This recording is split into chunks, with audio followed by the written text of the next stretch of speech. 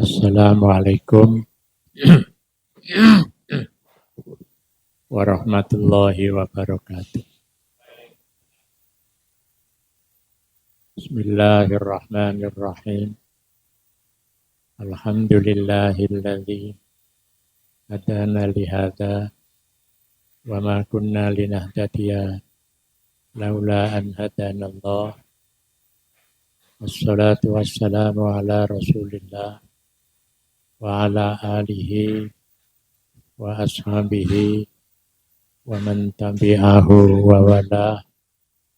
La haula wa la quwwata illa billah. Amma ba'd. Qala ta'ala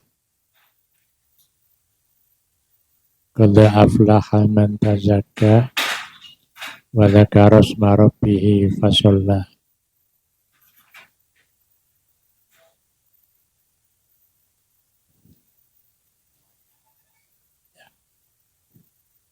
Ayyuhas salikuna ila tariqillah, para beramba jalan Allah, mari kita awali kajian kita dengan bersama-sama membaca Ummul Quran agar kita tetap sehat walafiat, ilmu manfaat,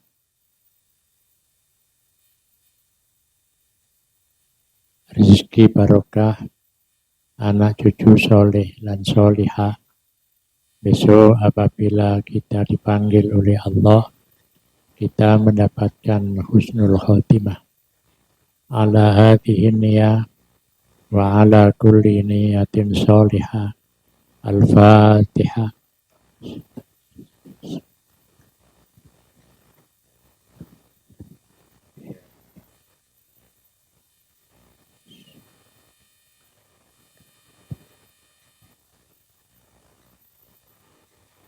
Jamaah yang dimuliakan oleh Allah, dalam dunia tasawuf, pemula itu disebut dengan as-salik.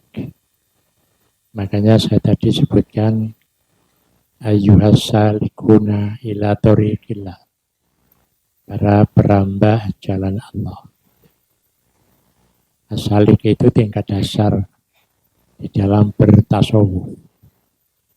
Kalau tingkat menengah namanya al-murid. Kalau tinggi al-wasil. Jadi al-murid orang yang memang sudah punya kuat menuju kepada Allah. Sedangkan al-wasil mereka yang sudah sampai kepada Allah. Bagaimana kondisi batin seorang yang sudah sampai pada tahap murid? Jadi kondisi batin seorang murid itu kayak apa? Maka kita harus memahami batin seseorang itu terdiri dari 3 potensi. yakni potensi untuk berpikir, berzikir, dan potensi untuk berbuat. Yang itu dalam bahasa Jawa disebut dengan daya potensi batin, yang dikenal dengan kalau zikir itu rasa, kalau nafsu itu karso, kalau pikir itu apa, Pak? Jadi kalau mikir itu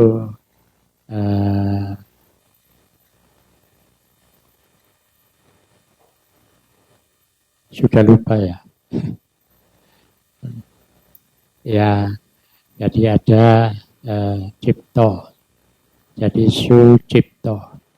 Jadi orang itu kalau pikirannya sudah bagus, itu disebut dengan sucipto. Kalau hatinya, rasanya itu sudah kuat, itu disebut dengan suroso. Jadi Kalau kehendaknya itu sudah kuat, namanya Sukarso. Itu kalau kita hubungkan dengan bahasa Jawa.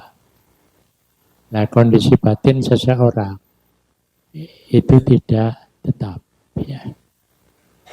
Jadi kalau kondisi batin seseorang itu tidak tetap. Ya. Jadi kalau kondisi batin seseorang itu sudah tetap, itu disebut sebagai al-wasil, orang yang sudah mapan. Yang kemarin saya sebutkan dengan at-tamkin. Nah, sebelum masih at-tamkin, dia berada pada posisi jadi ada tamkin itu mapan, jadi keblat tamkin sebelum mapan. Nah, yang kita bahas sekarang adalah kondisi batin sebelum mapan. Itu sangat luas sekali. Maka kemarin saya sebutkan ada 4, terutama berkaitan dengan rasa, ya, berkaitan dengan hati. Ada fuad, ya, kemudian ada basiro, ada sariro, ada domiro. Fuad itu tekanannya pada rasa. Ya. Jadi rasa, kemudian kalau basiro itu rasa bisa mirsani. Kalau sariro itu rasa bisa mojo dibalik yang nampak. Jadi bisa membaca dibalik yang nampak. Kemudian kalau domiro itu bisa menyimpan apa yang ada, yang telah dia lihat, bisa menyimpan dan juga rahasia. Jadi kalau begitu ya orang tidak sama. Ada kalanya dia bisa merasakan dan dia bisa melihat, tapi dengan hati bisa membaca rahasia dengan hati, ya. Kemudian dia bisa menyimpan rahasia dan merekam rahasia di dalam hati. Nah, potensi inilah yang selalu dikaji dalam dunia tasawuf. Gitu. Jadi makanya tekanannya itu ada di hati. Makanya kalau ada namanya at-tazkiyah, berseni hati, itu tidak lain adalah dalam rangka bagaimana dia bisa menjadikan hatinya itu bersih. Bisa dipraktekkan. Baca aja ketika kita mengucapkan lafdzul jalalah, Allah, Allah, dimasukkan di dalam hati kita. Ya. 40 hari itu rasanya seperti bersih di dalam hati itu. Ya. Jadi 40 hari. Ya. Tapi ya 40 dino ya kuat-kuatan. Rizki ya pusing melebu gitu ya. Dengan kotoran itu. Ya.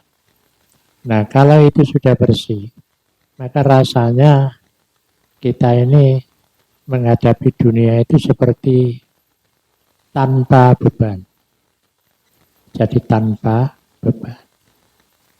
Jadi yang disebut dengan inna mata dunia laibun. Ya.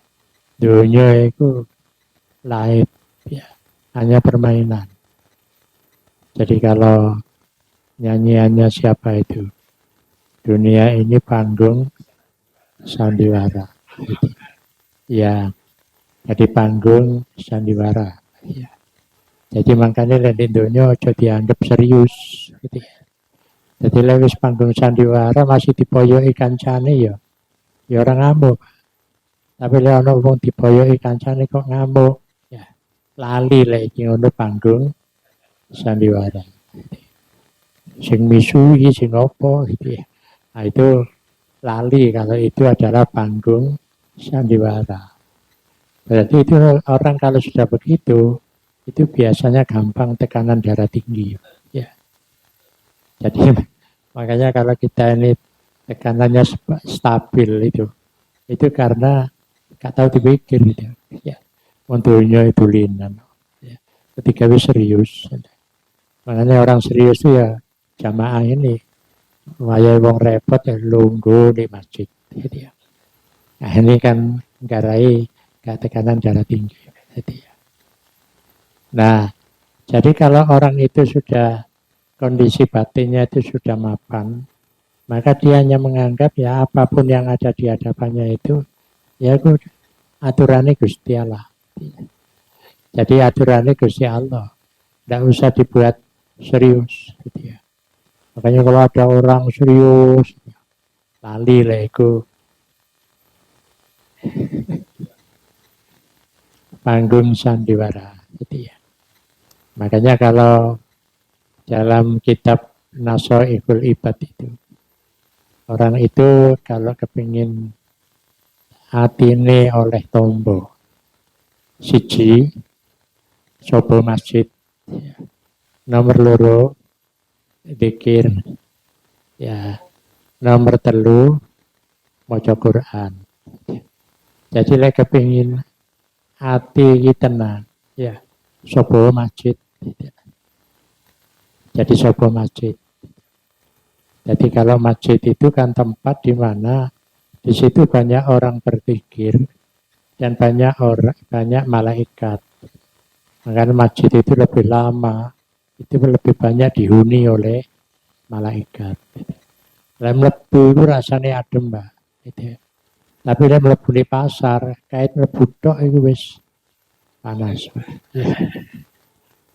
Wis muring-muring sejarah ini pengumuman pajak arepe diundakno ya dari 40% sampai 70%. Jadi muring-muring, iki ekonomi tambah gak karu-karuan. Ya. Tapi bagi orang yang datang ke masjid gak mikir itu, guys. Wah diundakno 100%, bah diundakno 200%, wah bah kono wis jadi. Itu enaknya emang mlebu masjid, pikirannya siji. Pikirannya mek siji. Ya apa ketemu karo Gusti Allah. Pun niku tok. Karena itu di situ dingin tempatnya. Ya. Makanya masjid itu lek kanggo wong sing tekanan darah tinggi kan panas, dikompres niku. Ya. Jadi kalau Nabi mengatakan bila engkau akan marah di waktu berdiri duduk, kalau duduk saya kudu muring-muring aja. Ya. Jadi lek kudu muring-muring berbaring. Lek berbaring kok saya kudu muring-muring aja. Mlebu masjid. Lek mlebu masjid kok saya kudu muring-muring aja. Siarai lebokno kulkas. Ya. Jadi di lebokno kulkas sirai. Nah itu makanya mlebu masjid itu sudah adem rasanya itu. Ya. Adem sing oma panas. Di masjid adem.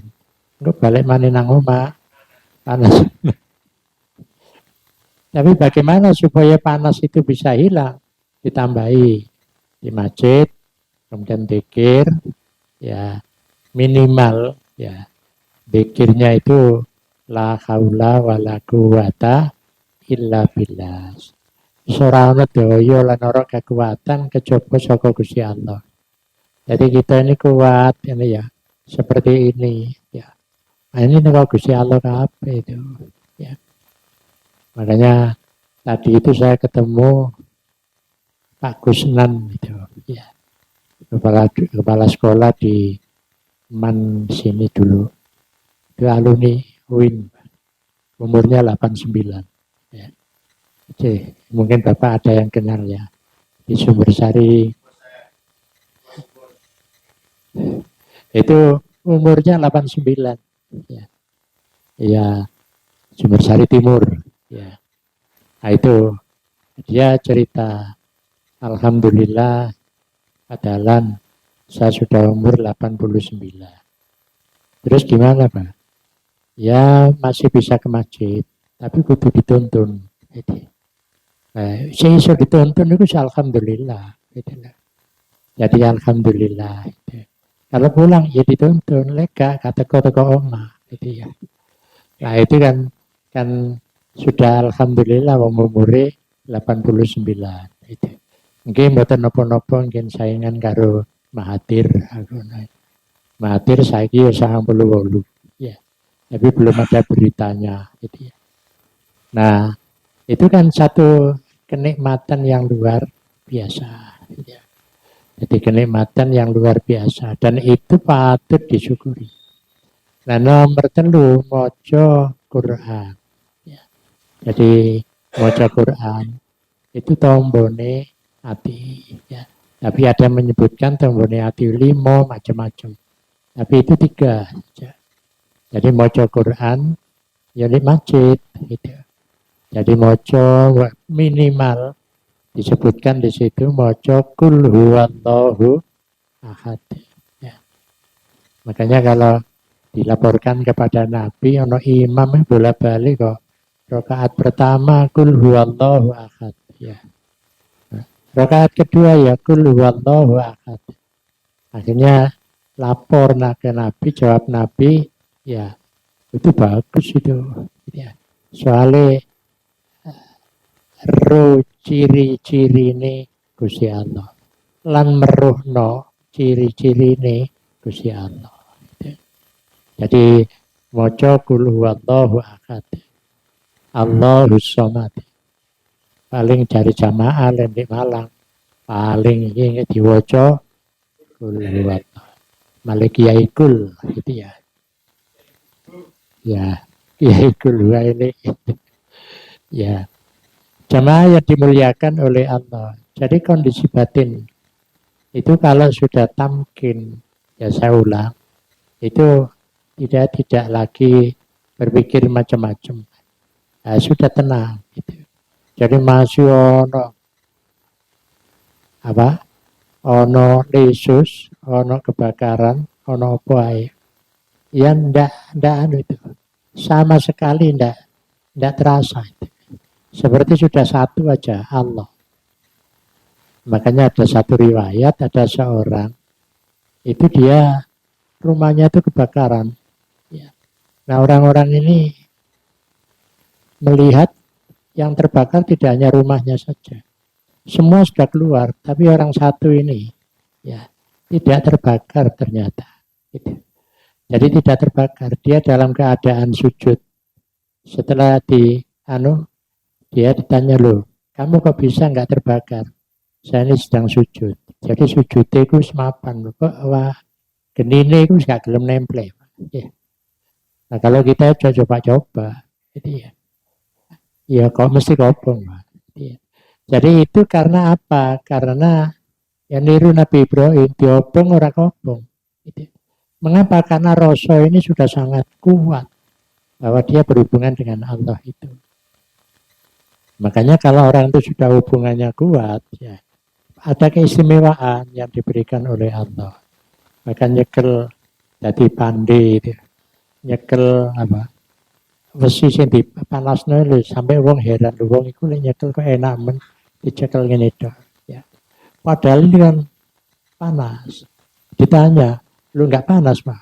Oh enggak ya biasa. Gitu. Nah, kalau kita yang meloncat, ya. Kalau dia tidak, mengapa? Karena dia orientasinya itu orientasi ketuhanan. Gitu ya. Jadi orientasi ketuhanan. Makanya pendiri negara itu Pancasila ketuhanan yang Maha Esa. Lah iku sing ditinggal terus. Gitu. Jadi orientasinya tidak lagi ketuhanan tapi kemanusiaan. Gitu. Jadi kemanusiaan. Gitu.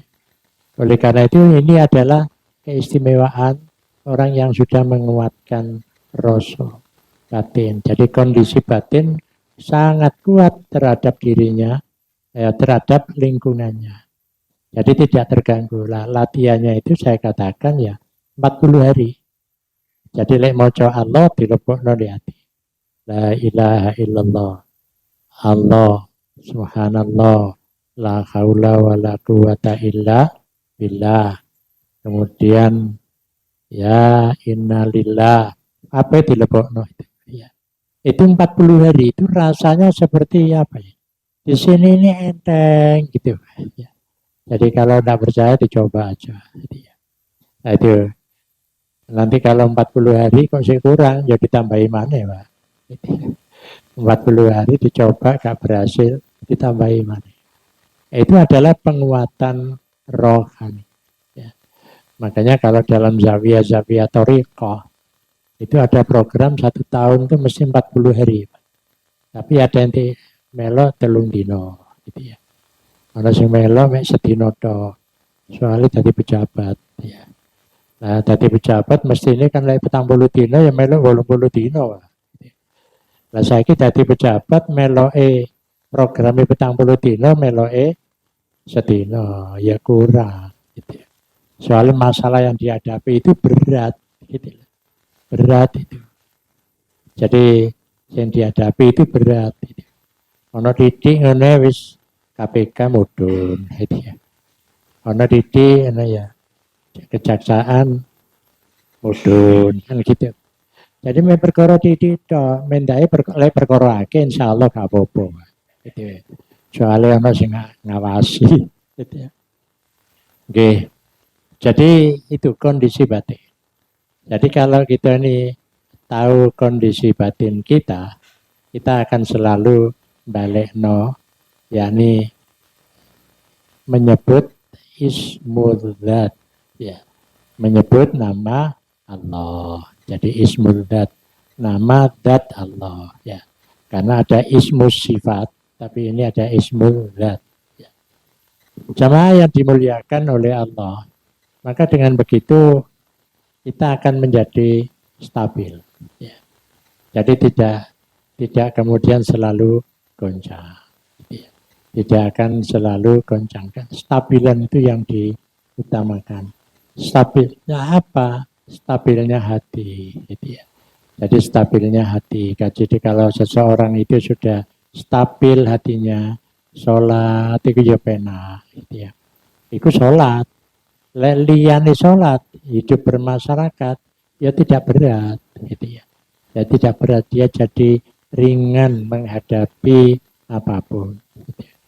Mengapa itu berat? Ya, ya bisa kita rasakan apa sih kok abot ini. Gitu ya. Ya karena itu kondisi batin kita yang perlu diriciki. Gitu ya. Jadi kudu diriciki. Biasa ya, waktu ini tiga nganggur ya. Nah, sekarang tidak. Gitu ya. Tiga ibadah. Makanya bedanya orang Indonesia ini dengan orang Jepang itu ya berbeda. Jadi kalau orang-orang Barat masih wis tua ya penelitian, ya. Tapi orang Indonesia tua pikir, siapa sing dijak omong mana? Wong sing dijak omong anake ya wis kano. Putune apa mana? Jadi karya awake dhewe, bojone ya kano. Siapa sing dijak omong-omong? Ya Gusti Allah. Makanya ungkapan Habibie ketika sendirian itu kan, ya seandainya saya tidak punya agama, saya akan mati sejak dulu. Gitu ya. Padahal Habibie umurnya berapa meninggal? Ya. Kan sudahlah hampir 80 lebih itu. Ya. Tapi dia hanya mengatakan begini, seandainya saya tidak punya ilmu agama, saya sudah mati sejak dulu. Gitu ya. Ya, karena apa? Dengan punya agama, maka dia tidak akan mati. Makanya kalau logika silaturahim itu kan panjang umur, ya. Tapi ada orang nggak pernah silaturahim, ya, ya umurnya pendek. Gitu ya. Padahal si urip. Makanya kalau ada guyonane arek Malang gak tahu ketemu kancane, ya apa? Wis ora ketemu tapi wis mati ya kamu. Gitu ya. Jare kancane ngawur ae. Aku sih gagai koyok ini kok direken. Itu kan ngereken toh, Pak. Karena ada pernah ketemu. Jadi makanya kalau kita ingin panjang umur ya kudu silaturahim terus. Minimal ya silaturahim dengan jamaah ini. Ketemu, salaman, mari sembahyang, salaman. Engko metu, mlebu maneh ketemu, salaman itu. Jadi salaman itu sampai menjadi amalia toriko yang saya terangkan itu. Ya. Jadi amalia toriko. Karena apa hasilnya? Jadi hasilnya tidak lain adalah seperti yang dinyatakan oleh Rasulullah, apabila Anda usai menunaikan ibadah, maka salah seorang oleh Allah dari yang ahli ibadah itu diberi cahaya, diberi nur. Apabila engkau menyalaminya, maka engkau akan terimbas dengan cahaya itu. Ya. Makanya itu diamalkan dalam Toriko Suhrawardiyah. Gitu. Tapi itu tidak ada di Indonesia. Tapi prakteknya ada. Gitu. Makanya kalau ada masjid, begitu selesai sholat subuh, setelah wiridan, orang ngadeg kabeh, Allahumma sholli Muhammad, salaman kabeh sama masjid. Di sini 300 ya 300. Berarti ya. Salaman cari wong-wong sing wis biasa waduh suwe salamane. Mungkin padahal ini ada rahasia. Gitu. Secara rohani siapa yang ketemu dengan bersalaman dengan orang yang dia diberi cahaya oleh Allah, maka dia akan terimbas dengan cahaya itu. Jadi terimbas. Gitu ya. Maka itu dia tidak hanya menyalami temannya, tapi juga menatap wajahnya. Gitu. Jadi di situ akan ada imbas yang masuk di dalam lubuk hati kita. Gitu. Nah makanya ada masjid yang tak pakai begitu, semoro mari sembahyang, sujul brung dewi-dewi, gitu ya. Jadi lencing ya, moro brung ngono. Tapi ada yang tidak mau, dia tidak akan berdiri kalau imamnya belum berdiri. Maka penggerak untuk salaman itu ya imam. Gitu ya. Jadi berpenggerak. Ya. Jadi makanya kalau saya tadi ngaji di Sumbersari itu, ya, Sumbersari Timur itu kan, kita hendaknya setelah sholat tahajud, ya, 2:30, kemudian sampai sholat subuh, kemudian wiridan sampai matahari terbit, kemudian menutup dengan 2 rakaat sholat. Itu seperti orang yang menunaikan ibadah haji. Itu pahalanya. Jadi lagi kita daftar saya 30 tahun, ya wis iku ae dilakoni. Di bodoh belungo kaji, gitu ya. Karena apa? Karena hari pagi itu suasana yang sangat hening, gitu ya. Jadi suasana sangat hening. Jadi di sini juga kosong, di sini kosong, ya. Kemudian lingkungannya juga masih bersih, gitu ya. Dan tidak ada kesibukan masyarakat. Gitu. Nah disitulah kesempatan kita tadarruh bis soba. Jadi NDP di waktu subuh.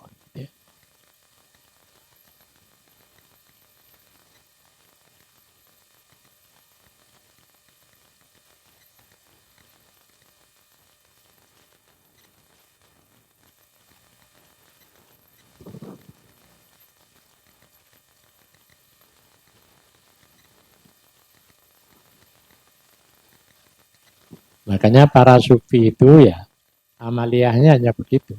Ya. Jadi amaliyahnya itu bagaimana menjadikan hati ini bersih, kemudian menjadikan semuanya bersih, ya, termasuk pikirannya bersih. Ya. Nah, kemudian imbasnya perilakunya bersih. Jadi perilakunya bersih.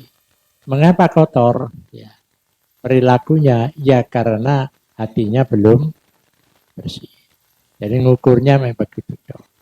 Makanya Al-Ghazali itu mengatakan bahwa manusia itu makhluk yang mulia. Bagian tubuh yang paling mulia dari manusia itu adalah hatinya. Rawatlah hatinya. Nah, merawat hati itu hanya sederhana saja. Ya Allah, Allah, Allah dimasukkan di dalam hati. Makanya dulu pernah saya sampaikan Bagaimana praktek orang-orang toreko ketika membaca Allah itu dimasukkan di dada sebelah kiri. Karena jantung itu pusatnya di sebelah kiri. La ilaha illallah. La ilaha illallah. Allah dimasukkan. Itu kalau praktek toriko qadiriyah. Tapi kalau torikot Naqsabandiyah itu ke kiri dan ke kanan. La ilaha illallahu. Jadi hu gitu. Jadi di sini terasa itu. Kalau kita membaca seperti didorong ada sesuatu yang dibuang. Gitu. La ilaha illallahu. La ilaha illallahu. Gitu. Jadi, tapi kalau orang-orang yang tidak memahami ini, taunya dalilnya kano, ojo la ilaha illallah toleh nih. Itu kaya apa mas? Lek ngarani biyen itu, saya itu kan sering mendengarkan di satu masjid itu ceramahnya begitu. Jadi kaya kewan setanan. Jadi ini. Padahal itu tidak ada tujuannya. Ya, makanya kalau sampean lihat orang-orang Islam di Chechnya, di Azerbaijan itu kan ada gerakannya begini. Baca Quran itu gerakannya begini, ke depan. Tapi kalau kita kiwa tengen, ya. Karena kiwa tengen ada zikir nafi dan zikir ibad. Jadi proses pembersihan hati itu punya pengaruh yang besar di dalam kehidupan. Makanya kalau orang itu sudah hatinya kuat, itu ungkapannya mesti bersih dan bagus. Gitu. Jadi tidak emosional. Gitu ya. Jadi tidak emosional. Orang itu ngukurnya gampang loh. Ya kita ini melihat orang itu hatinya bersih itu digudoi. Ya. Digudoi ini sabar apa orang? Gitu ya. Ya kalau dia sabar, hatinya wis bersih, wis gak ngamuan. Gitu ya. Tapi lewis ngamuan itu tandanya hati ini durung bersih.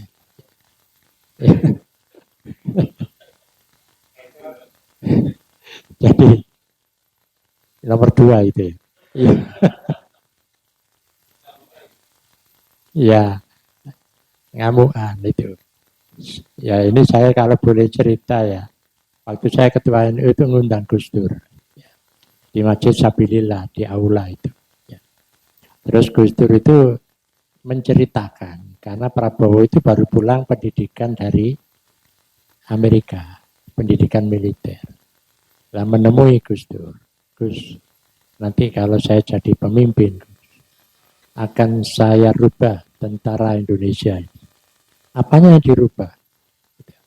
Ya kalau di Amerika itu tangan kanan membawa senjata, tangan kiri membawa Injil. Itu tentara Amerika. Kalau nanti di Indonesia tentara tangan kanan membawa senjata, tangan kiri bawa Al-Quran. Iki seeling apa ora? Ini pertanyaannya, itu tahun biru saya jadi ketua NU tahun 86 sampai 2000. Ya sekitar dia baru datang itu, nanti kalau sampai buka-buka tekoni tahun biru. Saya ki lali apa ora? Lain dulu modeli kaya lali. Terus lali gua omongane. Saya itu hanya ingat itu saja itu. Sampai sekarang kok gak hilang-hilang. Wah ini kena dijaga noi. Gitu ya. Ternyata enggak. Gitu ya. Oh lali wisan. Gitu ya. Karena apa? Kebeen deh ini. Gitu. Jadi apa yang mulia itu hilang. Gitu ya. Yang lainnya itu kira-kira begitu. Itulah ilmu tasawuf. Gitu ya. Lah ilmu politik ya mbos. Pokoknya apa caranya dadi. Jadi lek ditakoni ya pokok bisa ngono. Wis pokoke menang.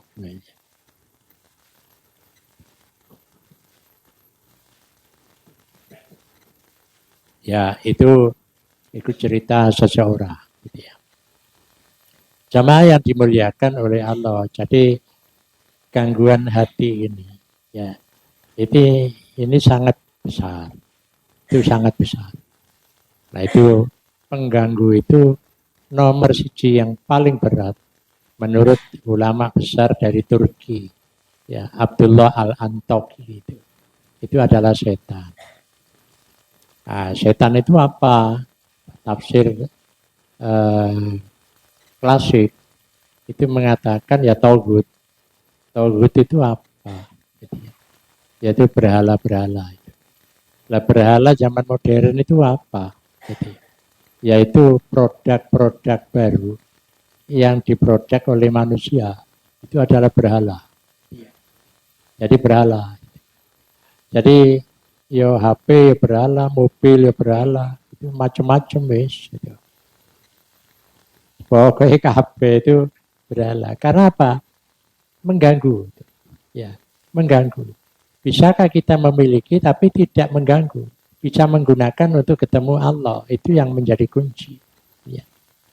Kalau kita punya rumah, bisakah rumah itu menjadi wasilah untuk bertemu dengan Allah?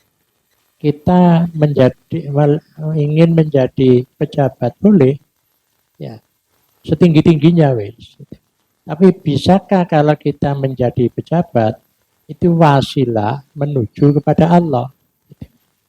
Jangan malah jadi wasilah untuk menjauhi Allah.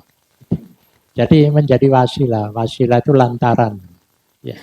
Jadi lantaran untuk mendekat kepada Allah.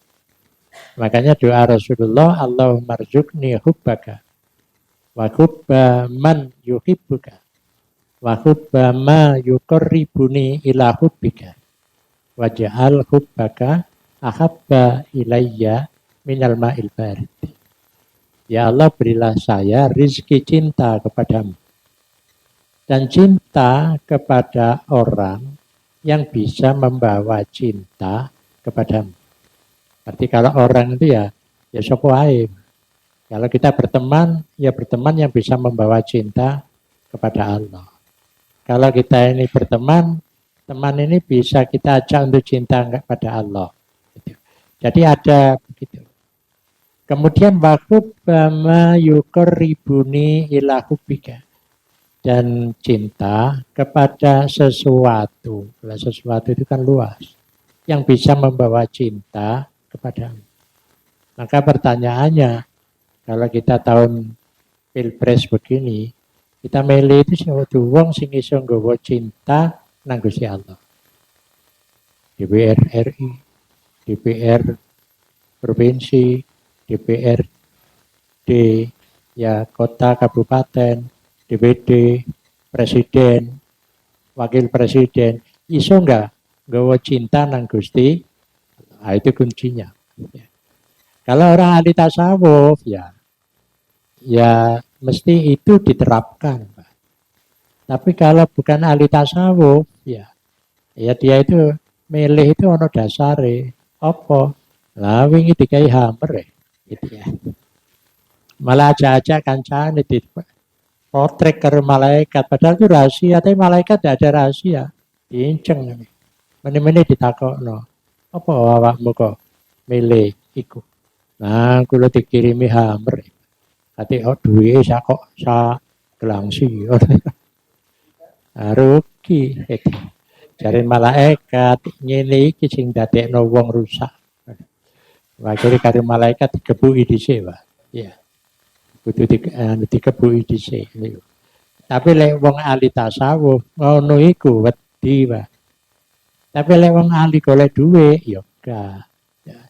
Ya pokoke oleh dhuwit sakake-akeh halal utawa haram gak direken. Nah, itu kondisi batin, apalagi kalau kita ini sudah dunianya dunia pragmatis, ya. Jadi dunia pragmatis itu, ya kalau pragmatis itu serba duit, gitu ya.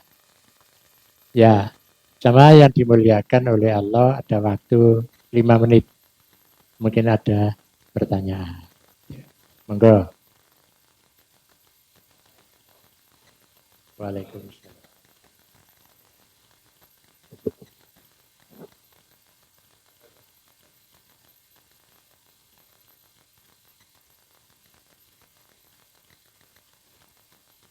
Melalui, ya.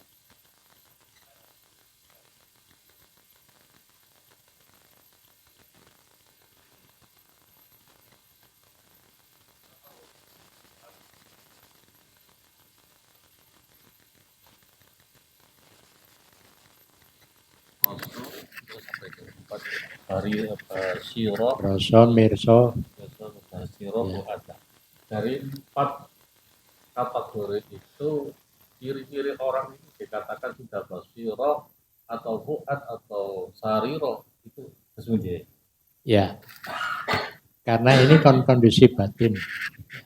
Kondisi batin itu kan sulit untuk dibaca. Ya, sulit untuk dibaca secara dohir. Cuma dia sendiri yang bisa merasakan. Kalau saya yakin jamaah ini sudah kondisi batin sudah tertata, sudah mapan. Terutama rosonya itu. Di waktu sholat, roso ketemu karo Gusti Allah. Jadi roso ketemu, lewis ke roso ketemu, ya berarti dia sudah bisa merasa untuk bisa berdialog dengan Allah.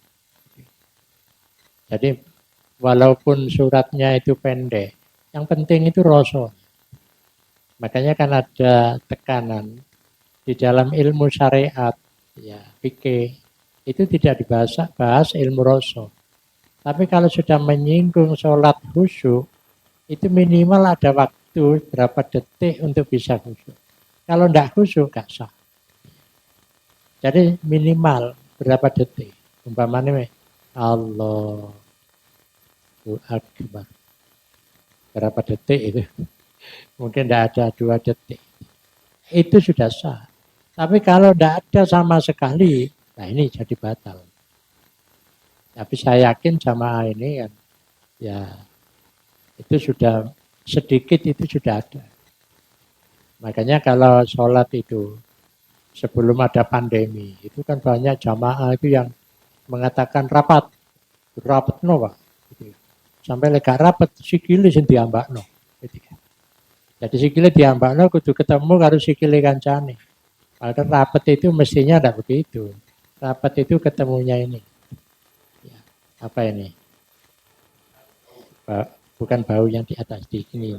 Ya ini sambung. Gitu ya. Cuma itu memang kalau sholat sesek. Tapi itu manfaatnya apa? Nek ono kancane siji sing khusyuk nyambung, Pak. Gitu ya. Nyambung gitu. Tapi lek enggak sambung, Pak. Gitu. Jadi jamaah kaya ora jamaah gitu. Makanya kalau ada jamaah itu yang sholatnya sampai gini. Ya, karena apa? Sesek gitu ya. Tapi dia tidak menganggap sesek ini kesempatan khusyuk. Mbok menawa ono kancane sing khusyuk. Liyane terhitung khusyuk. Merasakan itu ada saluran. Lale sikile sing digandengno kan teko ati mudun sing ini. Enggak kesuwen. Ya. Tapi lagi ini langsung seret sambung. Gitu. Makanya kalau jamaah itu tidak boleh ada orang sendirian di belakang. Itu di depan jangan dipenuhi dulu. Ini aja ditarik salah satu. Nanti yang lain biar ngisi yang di depan. Gitu. Jangan penuhi sop dulu yang depan. Dek mburi ana wong mek situ oleh saken. Kata dihitung jamaah. Gitu. Nah itu tata krama berjamaah. Gitu. Makanya biasanya kalau sudah mepet barang wis lungguh, rono silo butuh ruang sing maju didi Pak. Coba mundur. Tapi lek mundur gak oleh kan ganggu wong liya oleh maju kan. Ya. Jadi maju itu kan tempatnya sendiri. Karena apa? Karena ya itu tadi cara ilmu fikih lek mundur tempat wong gosop. Tapi kalau maju silo ning ngarepe enggak apa-apa. Nah kalau sop itu juga gitu. Ujung tumit itu harus dipaskan ujung ini, ujung batas sop. Tidak boleh begini, ukurannya begini. Jadi luruskan barisan, ya ujung tumit dipaskan ujung batas sop. Jadi ya begini. Nah, biasanya orang-orang tidak mati perhatian ini kabeh. Ya, pokoknya kita kenceng, padahal kencengnya itu ilmunya tentara ya. Jadi kan tumit. Ya. Lek ngarepe dipadakno gak iso, sikile gak padha. Iya. Ana sing 47, ana sing 41 ya. Cendek gak padha. Nah itu. Jadi hati tanda-tandanya itu ya nanti bisa dibaca. Dia bisa apa bisa merasakan apa enggak? Ka'annaka taro. Tapi lek bisa merasakan tanda-tandanya yaitu tadi khusyuk. Makanya terjadi perdebatan sholat itu merem apa melek. Ya, kalau ada orang itu kalau melek begini, ini sih ketok sembarang. Ya. Tapi lek merem juga bahaya, kalau ngatur itu ya. Jadi ya apa?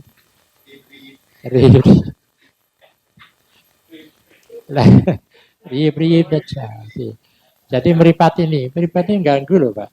Ya, pandangan itu. Pemane ning burine ngarepe imame sarunge BHS. Ya. Iku wis kepikiran deh kene iki BHS nomor piro iki. Apa mana ada kaos, waduh yes. Wah, ini ganggu. Terus kaos ada kaos si capres. Wah, tambah mengganggu. Nah itu, makanya gangguan pertama ketika kita sholat itu meripat. Gitu ya. Ya nopo lek kacamata ireng ae. Gitu. Ya pancene yang noto hati paling angel karena meripati yang tambah. Ketika meripat kuda ya ketok ngarep doa. Ya iso tolak-toleh gitu ya. Makanya lek wong sik enom kok nafsune gede itu lek gawe kacamata kuda. Jadi tolak-toleh. Nggih. Enten pertanyaan lagi? Nek boten-boten kita cekapaken semanten mugi-mugi niki saged nambahi wawasan kita sedaya. Ini bagian dari noto hati kita di waktu sholat. Wallahu a'lam bishawab. Assalamualaikum warahmatullahi wabarakatuh.